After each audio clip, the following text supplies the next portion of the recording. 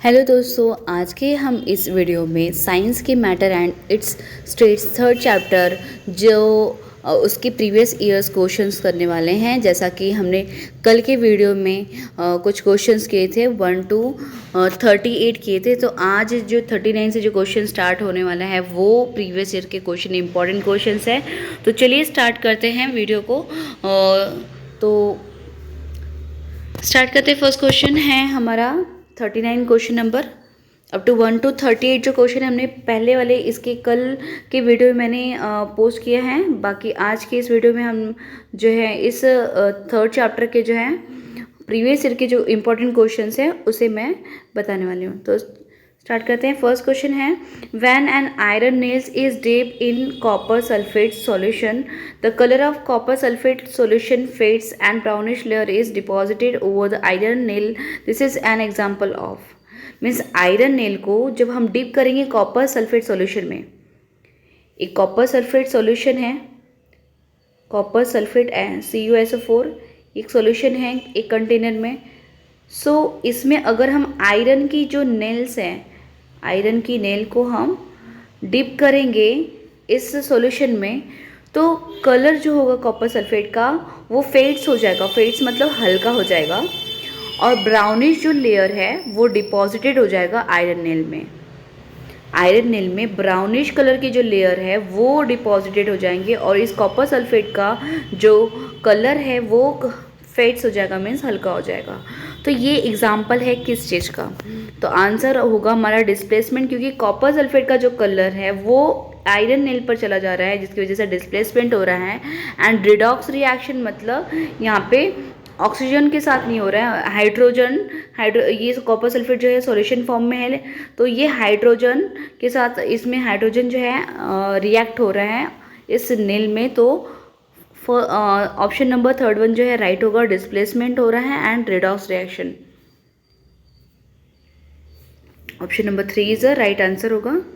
Next question 40 पर आते हैं। नॉन मेटालिक ऑक्साइड्स आर, जो मेटल्स होते हैं, मेटल्स जो हैं वो बेसिक इन नेचर होते हैं, और जबकि वही नॉन मेटल्स की अगर हम बात करें तो नॉन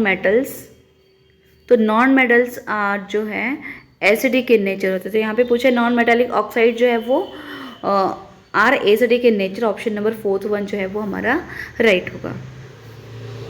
क्वेश्चन नंबर 41 पर आते हैं। The inner surface of food cans are coated with a tin and not with zinc because. यहाँ पे लिखा है कि जो फूड कैन होता है, जो खाना जो भी जिस भी कैन में पैक होता है वो जो कैन है वो टीन का बना होता है, ना कि जिंक का। तो ऐसा क्यों? बिकॉज रीज़न बताना है हमें। क्योंकि टीन से इसलिए होता है और जिंक टीन से इसलिए होता है क्योंकि टीन जो है वो लेस रिएक्टिव होता है और जिंक जो है वो ज़्यादा रिएक्टिव होगा। जो भी फूड हम रखेंगे उस कैन में, तो जिंक से अगर कोटेड रहेगा तो फिर वो ज़्यादा रिएक्टिव होता है जिंक। इसके लिए हम टीन का यूजेस करते हैं फूड कैन के लिए। तो zinc is a more reactive than tin, या zinc has a higher melting point than tin, या zinc is a less reactive than tin, zinc is a costly than tin. तो first option हमारा जो है right होगा, zinc is a more reactive than tin. Option number 1 is a correct answer होगा। Question number 42, if the pressure over a liquid increases than its boiling point. अगर किसी भी liquid का अगर हम प्रेशर इंक्रीज करते हैं तो ऑब्वियसली उसकी बॉइलिंग पॉइंट भी इंक्रीज होगी। तो ऑप्शन नंबर 1 हमारा जो है वो राइट होगा।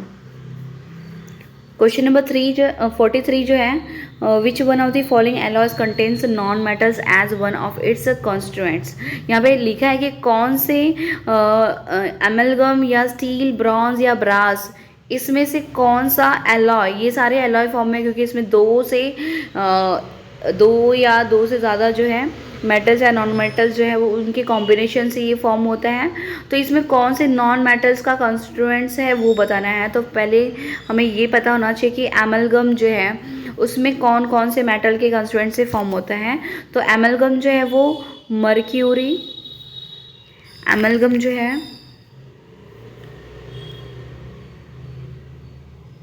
एमलगम में mercury, silver, tin and zinc होता है। ब्रॉन्ज की बात करें तो ब्रॉन्ज में जो है कॉपर एंड जिंक होता है। स्टील की बात करें तो स्टील में जो है आयरन एंड कार्बन होता है। ब्रास की बात करें तो ब्रॉन्ज में जो है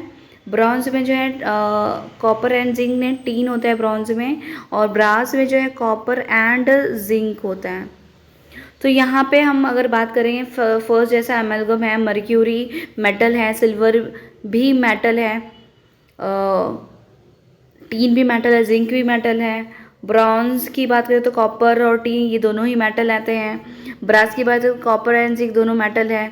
स्टील की बात करें तो आयरन जो है वो मेटल है, but carbon is a non metal. तो स्टील जो है वो ऑप्शन हमारा 2 नंबर जो है ऑप्शन राइट होगा, क्योंकि स्टील जो है वो एक ऐसा अलॉय है जिसमें आयरन और कॉपर के कंस्टिट्यूएंट से ये फॉर्म होता है अलॉय, जिसमें कार्बन जो है वो नॉन मेटल है। तो हमें वही बताना था कि नॉन मेटल कौन सा कंस्टिट्यूएंट्स अलॉय है। तो option number 2 is the right answer होगा स्टील।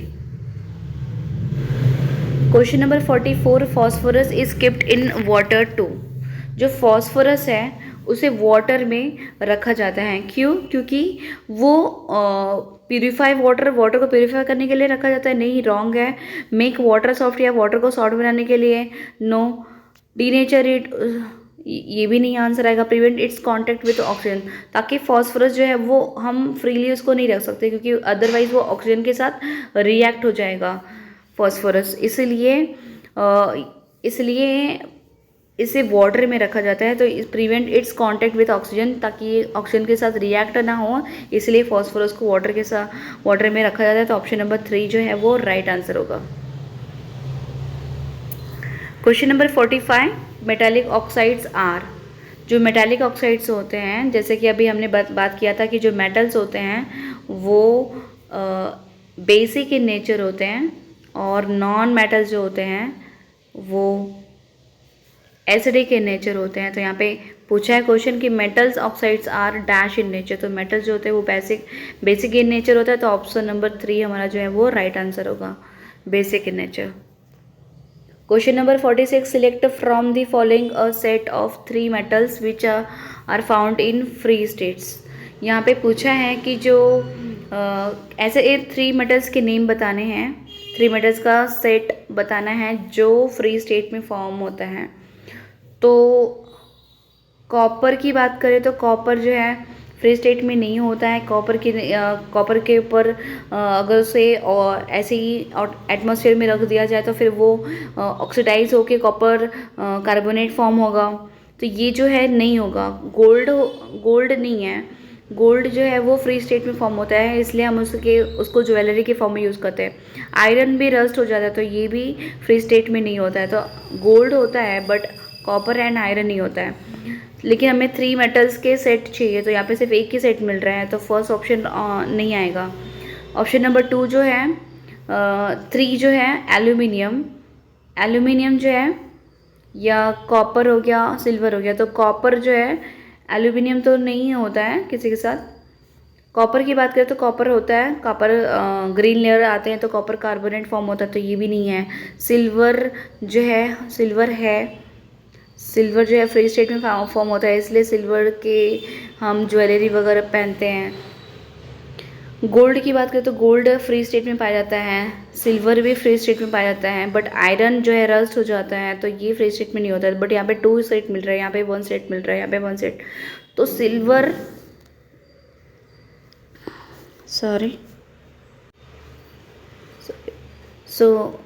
यहाँ पे हम देख लेते हैं कौन सा क्वेश्चन। 46 क्वेश्चन नंबर हम देख लेते हैं कि जो हमारा गोल्ड है वो फ्री स्टेट में होता है, सिल्वर भी फ्री स्टेट में होता है, बट आयरन नहीं होता है। तो यहाँ पे 2 ही सेट बन रहे हैं। एल्यूमिनियम जो है, कॉपर और एल्यूमिनियम जो है ये फ्री स्टेट में नहीं होता है, बट सिल्वर होता है, तो यहाँ पे 1 सेट मिल रहा है। कॉपर एंड आयरन जो है वो फ्री स्टेट में नहीं होता है, बट गोल्ड होता है। सिल्वर, गोल्ड एंड प्लैटिनम ये तीनों ही फ्री स्टेट में पाए जाते हैं, इसलिए ऑप्शन नंबर 2 हमारा जो है वो राइट आंसर होगा। इसलिए हम सिल्वर, गोल्ड और प्लैटिनम को एज अ ज्वेलरी के लिए यूज़ करते हैं, सिल्वर, गोल्ड, प्लैटिनम का। तो ऑप्शन नंबर 2 जो है हमारा राइट होगा। ये फ्री स्टेट में, एटमॉस्फेयर में फ्री स्टेट में पाए जाते हैं, तो इस तरीके से 46 क्वेश्चन का आंसर होगा 2। क्वेश्चन नंबर 47 पर आते हैं। Select from the following the reaction that is are possibles. कौन कौन से रिएक्शंस पॉसिबल हो सकते हैं वो हमें आंसर बताना है। तो ऑप्शन नंबर हमारा कौन सा आएगा, तो Al जो है वो कॉपर के साथ जो है कंबाइन नहीं होगा, क्योंकि एल्यूमिनियम जो है वो सल्फेट से ज़्यादा रिएक्टिव है, एल्यूमिनियम जो है वो कॉपर से ज़्यादा रिएक्टिव है। इसके लिए यहाँ पे इन दोनों का रिएक्शंस नहीं होगा, इसके प्लेस पे ये और इसके प्लेस पे ये नहीं आ सकता, क्योंकि aluminium is more reactive than copper. So first option नहीं होगा। यहाँ पे भी एल्यूमिनियम जो है वो जिंक से भी ज़्यादा हाईली रिएक्टिव है, तो इसलिए ये भी रिएक्शंस पॉसिबल नहीं है। यहाँ पे जिंक और आयरन की बात करें तो जिंक जो है वो आयरन के कंपेयर ज़्यादा रिएक्टिव है, तो जिंक यहाँ पे और आयरन यहाँ पे ट्रांसफर डिस्प्लेस होके जिंक सल्फेट फॉर्म होगा और आयरन फॉर्म होगा। सो एंड कॉपर सल्फेट, और थर्ड जो है कॉपर सल्फेट जो है, तो यहाँ पे आयरन सल्फेट एंड कॉपर जो है, इस तरीके से ये दोनों रिएक्शन जो है पॉसिबल से ऑप्शन नंबर 2 एंड 3 हमारा जो है राइट होगा। Option number 2 is a correct answer होगा 47 क्वेश्चन का। क्वेश्चन नंबर 48 पर आते हैं। When we add aluminium foil to freshly prepared sodium hydroxide solution, a gas is produced. Which of the following correctly state the property of the gas? यहाँ पे लिखा है कि एल्यूमिनियम की फॉइल जो है हमें सोडियम हाइड्रोक्साइड के सॉल्यूशन में हम जब ऐड करते हैं तो गैस जो है प्रोड्यूस होता है। तो कौन सा स्टेटमेंट यहाँ पे प्रॉपर्टी ऑफ जो गैस का जो स्टेटमेंट है वो करेक्ट है वो हमें बताना है। तो पहली बात, अगर एल्यूमिनियम को अगर हम सोडियम हाइड्रोक्साइड मीन्स NaOH के साथ अगर हम रिएक्ट करते हैं तो क्या फॉर्म होगा, NaOAl फॉर्म होगा और H हाइड्रोजन गैस जो है वो रिमेनिंग रह जाएगा, तो हाइड्रोजन गैस जो है वो रिलीज़ होगा। तो हाइड्रोजन गैस अगर कहीं पे भी किसी भी रिएक्शन में अगर हाइड्रोजन गैस रिलीज़ हो रहा है, मतलब कि वहाँ पे पॉप साउंड जो है प्रोड्यूस होगा, पॉप साउंड आएगा। और तो ऑप्शन नंबर 2 जो हमारा colourless and odourless gas which produce a pop sound when a burning matchstick is brought near it. तो यहाँ पे लिखा है कि हाँ कलरलेस, ये जो गैस रिलीज़ होगा वो कलरलेस होगा और ऑर्डरलेस गैस होगा, और पॉप साउंड करके आवाज़ जो है साउंड ये प्रोड्यूस होगा जब हम मैचेस को बर्निंग करेंगे, मैचस्टिक को बर्न करेंगे उसके नियर। जब हम ये इसके नियर, इन दोनों को नियर में अगर हम यहाँ पे मैचस्टिक अगर हम लोग बर्न करते हैं तो फिर हाइड्रोजन गैस जो है वो रिलीज़ होगा, जो कि कलरलेस और ऑर्डरलेस होगा और पॉप साउंड रिलीज़ होगा। तो ऑप्शन नंबर 2 हमारा जो है वो राइट आंसर होगा। ये हमेशा याद रखना है कि सोडियम हाइड्रोक्साइड जो है वो बेस है सोडियम हाइड्रोक्साइड। इसका एज अ सोप की फॉर्म में यूज़ करते हैं, सोप। क्वेश्चन नंबर 49 पर आते हैं। When a copper plate is expose to moist air for a long then it acquires a dull green coating, the green material is. Okay, जब copper को हम लोग ऑक्सीजन के साथ, जब कॉपर का रिएक्शन ऑक्सीजन के साथ होगा तो कॉपर ऑक्साइड जो है ग्रीन कलर का जो कोटिंग है वो फॉर्म होगा, जिसका नाम है copper carbonate.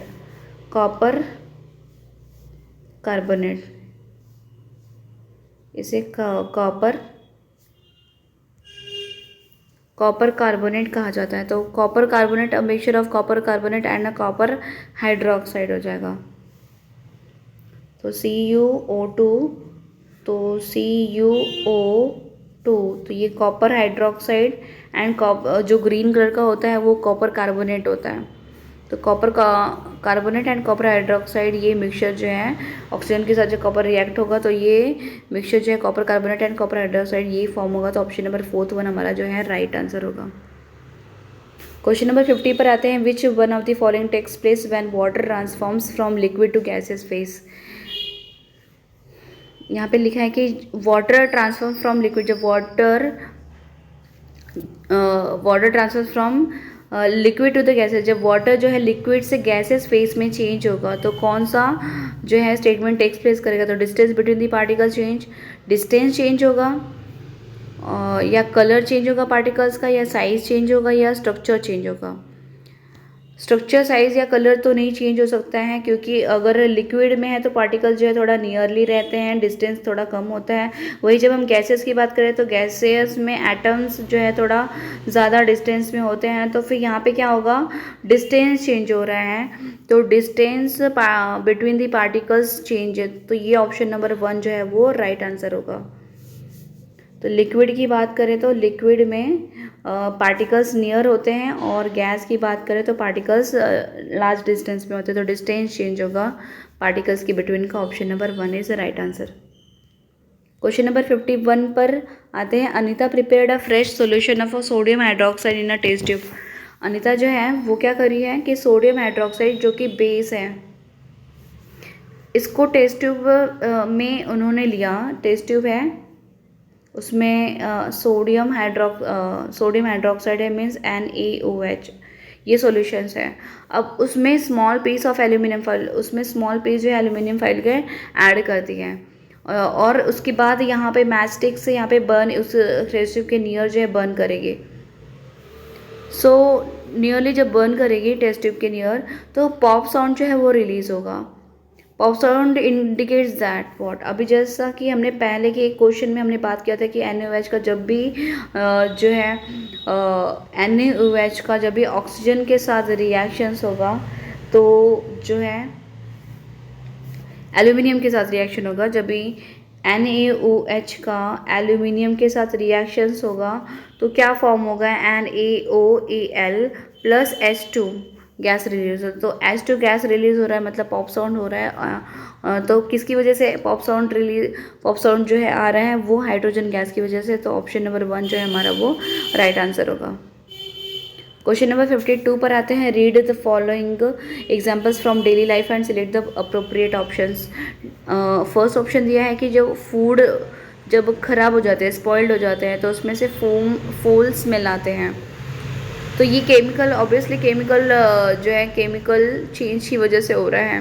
Slice of apple acquires brown colour when kept out for some times. हमने देखा होगा कि जब हम एप्पल को कट करते हैं तो कुछ टाइम के बाद देखते हैं तो उस एप्पल का कलर जो है वो ब्राउन कलर का चेंज हो जाता है। तो ये यहाँ पे भी केमिकल चेंज हो रहा है। सेकेंड स्टेटमेंट में भी केमिकल चेंज हो रहा है। When an ant bites the calamine is form use to the irritation on skin. जब हमें एंट बाइट करता है तो फॉर्मिक एसिड जो है वो फॉर्मिक एसिड जो है वो फॉर्म होता है। फॉर्मिक एसिड जब एंट बाइट करता है तो फॉर्मिक एसिड जो है वो रिलीज होता है। तो फॉर्मिक एसिड को, ये एक एसिड होता है, एसिड रिलीज करता है एंट की बाइट होने से। तो फिर कैलामाइन जो है वो बेस होता है। तो ये जब एसिड और बेस का कॉम्बिनेशन होगा तब जाके न्यूट्रलाइज होगा, तब वहाँ पे इरिटेशंस वगैरह नहीं होंगे। तो एसिड और बेस दो अलग अलग का रिएक्शंस हो रहा है, तो ये भी एक केमिकल रिएक्शंस है। फर्स्ट एंड सेकेंड दोनों ही केमिकल रिएक्शंस, थर्ड वन भी केमिकल रिएक्शन है। तो यहाँ पे option number all are the chemical changes हो रहा है, तीनों स्टेटमेंट में केमिकल चेंज हो रहे हैं। तो option number 3 is the right answer होगा।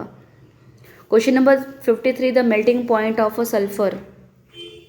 सल्फर का मेल्टिंग पॉइंट और एल्यूमिनियम का मेल्टिंग पॉइंट और आयरन का मेल्टिंग पॉइंट अगर 113, 666 एंड 1535 है, ये मेल्टिंग पॉइंट की बात हो रही है, तो फॉलोइंग करेक्ट स्टेटमेंट हमें बताना है कि क्या होगा। आयरन जो है वो solid at 200 degree Celsius, iron जो है वो सॉलिड में होगा सिर्फ 200 डिग्री सेल्सियस, सिर्फ आयरन ही होगा, या एल्यूमिनियम आयरन दोनों ही सॉलिड स्टेट में होंगे 200 डिग्री सेल्सियस पर सॉलिड स्टेट में होगा, या आयरन सल्फर और एल्यूमिनियम तीनों ही सॉलिड स्टेट में होंगे 200 डिग्री सेल्सियस पर, या सिर्फ सल्फर होगा। तो ऑप्शन सल्फर जहाँ पे है वो रॉन्ग होगा, क्योंकि सल्फर जो है वो सॉलिड स्टेट में नहीं होगा, क्योंकि सल्फर जो है वो सॉफ्ट मेटल है आयरन एंड एल्यूमिनियम के कंपेयर। तो आयरन एल्यूमिनियम जो है वो 200 डिग्री सेल्सियस पर सॉलिड फॉर्म में होता है। तो ऑप्शन नंबर 2 जो है वो राइट होगा। जबकि सल्फर का जो है सॉलिड स्टेट में वो 20 डिग्री से 90 डिग्री तक उसका जो सॉलिड स्टेट होगा सल्फर का, जबकि यहाँ पे ये स्टेटमेंट फोर्थ वन रॉन्ग लिखा है। सल्फर एल्यूमिनियम दोनों का नहीं होगा, एल्यूमिनियम का सिर्फ होगा, बट सल्फर का सिर्फ 2290 होता है, तो ये भी स्टेटमेंट रॉन्ग है। ओनली आयरन का होगा, नहीं, आयरन और एल्यूमिनियम दोनों का ही होगा। तो first, third and fourth one statement wrong है। ऑप्शन नंबर 2 राइट होगा। एल्यूमिनियम एंड आयरन का सॉलिड स्टेट जो है वो 20 डिग्री सेल्सियस पर होगा। क्वेश्चन नंबर 54 पर आते हैं। Read the given statement and select the correct options. Husk is separated from heavier seeds of grain by winnowing. Winnowing में क्या करते हैं कि आपने देखा होगा, जो मोस्टली गांव में जो है सब लोग एक लकड़ी का सूप होता है, उसमें बहुत सारे ग्रेन्स वगैरह रखते हैं, और जो औरतें हैं या जो भी हैं वो क्या करती हैं, उस जो सूप है उसमें जो अनाज होते हैं उसको काफ़ी कुछ हाइट तक उसको क्या करती हैं, नीचे की तरफ गिराती हैं ग्रेन्स को, जिसमें से जो हैवीएस्ट पार्ट होगा वो एक के यहाँ पे एक जगह पे स्टोर होता जाएगा, जबकि जो लाइटेस्ट पार्ट होगा वो दूर जाके हवा के थ्रू जो है उड़ के वहाँ पे सेपरेट होगा। तो इस तरीके से विनोइंग प्रोसेस से जो है हस्क को हम सेपरेट कर सकते हैं हैवियर सीड्स में से। तो फर्स्ट ऑप्शन राइट है। डिफरेंस, सेकेंड ऑप्शन देखते हैं। Difference in the size of particles in a mixture is utilise to separate them by the process of sieving and filtration.